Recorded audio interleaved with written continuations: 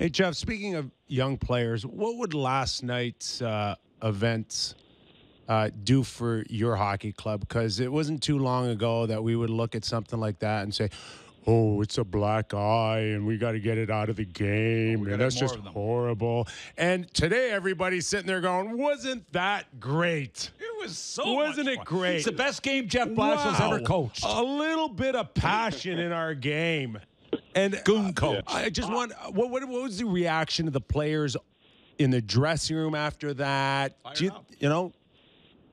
Yeah, no, I think it can create bonding for sure. Listen,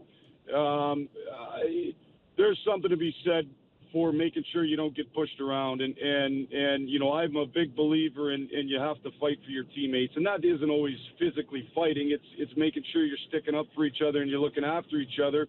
And I thought at the end of last year, we were out of it for the first time in a long time.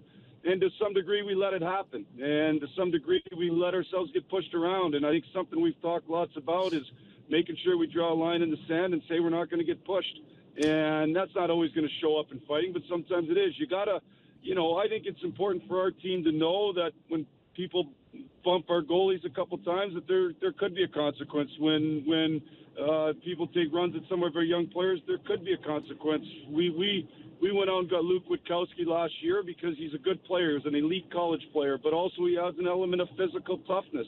And I think that's an important part of a hockey club.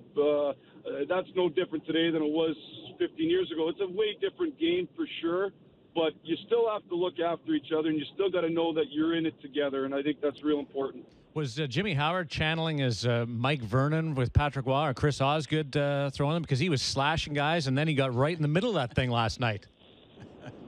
Well, I think a little bit of that, So Jimmy lost three. He said this last night. He lost 3 months last year.